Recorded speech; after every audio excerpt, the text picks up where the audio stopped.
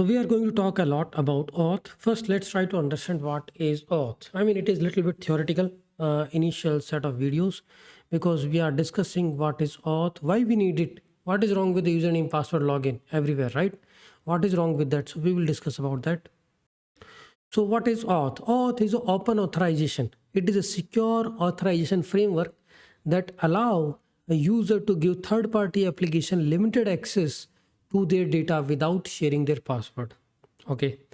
Simple example is I have my Google account. Okay. And I try to log into my Practo, which is maybe a medicine app. And that app is saying, okay, you don't need to create your account here. You can just log in with the Google. Okay. So what I will do is I will click on to one button, login with Google. So Google is not sharing the username and email and a password, both the things with that Practo medicine app.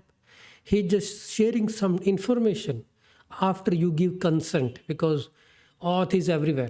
Whatever the application you use in the today's world, you see login with the Google, login with the Facebook, Twitter, login with the SSO, SAML, all these things. So when you see login with the Google, what you do, you click on to the login with the Google.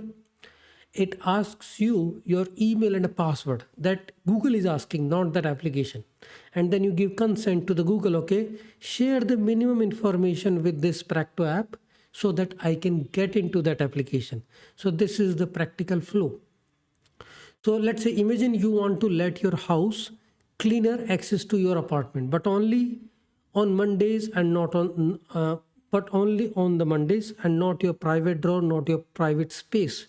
So Auth gives you that ability to create exact kind of access. So Auth will enable you, Auth will give you a separate private access key, which you can give to your house cleaner, that he will see only the public space which he needs to clean.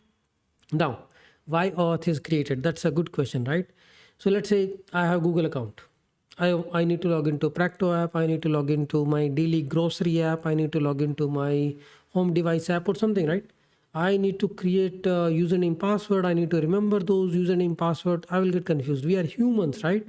So before Auth, every app was, you need to enter the password for their services, right? Now, if your app want to access your Gmail contact, let's say there is a new app I created, which tells me about my calendar invites in advance. Okay. That app will ask you your Gmail username password, right? To access the calendar information. That is dangerous, right? You are giving the Google credential to the another app. It could misuse your data. So how can we solve this problem? We can solve this problem by eliminating the need of password, letting users control their data they can access, enabling application to access resources on behalf of user. So now what I will do, I will go to that calendar app. I will say login with the Google.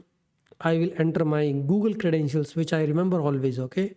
And then Google will ask me, can I share a basic information like email to this calendar app? I will say yes. Then I will be able to enter into that application. So Google is sharing the information after receiving consent from us. So Auth is enabling users to control the data which they can access, enabling applications to access the resources on behalf of users. So this is called delegated access. So at the end, OAuth is not about identifying, not about authentication who you are. But once you are authenticated, Auth is about granting permission to do something on your behalf.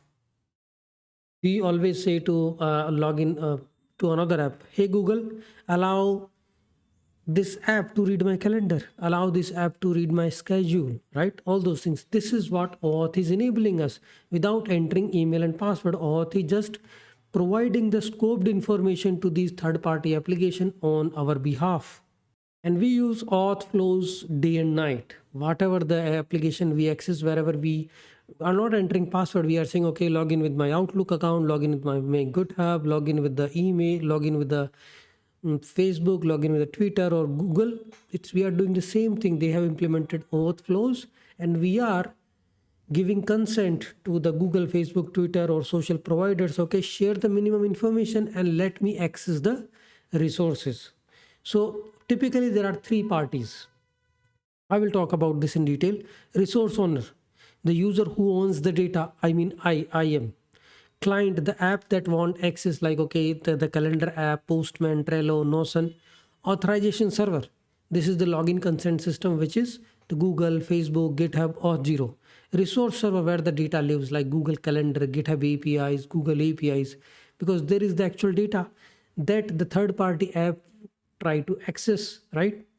So we can understand it with a simple example, that you are at the hotel and you want a room service to clean your room, but you don't want to give them your room key. Instead, you give them a limited access password key that works only for cleaning, only for that particular hour, right? This is the minimal layman language to understand what is the auth flow. Here you are the resource server, room service is the client, hotel reception is the authorization server, because hotel reception will ask you for the consent. Your room is the resource server, because they want to access your room. Who will let us access your room? The hotel reception. And who is going to give consent? You are going to give consent, because you are the resource owner. And the room service, who is entering in for the cleaning, is the resource client. So this is the practical basic examples about auth flows.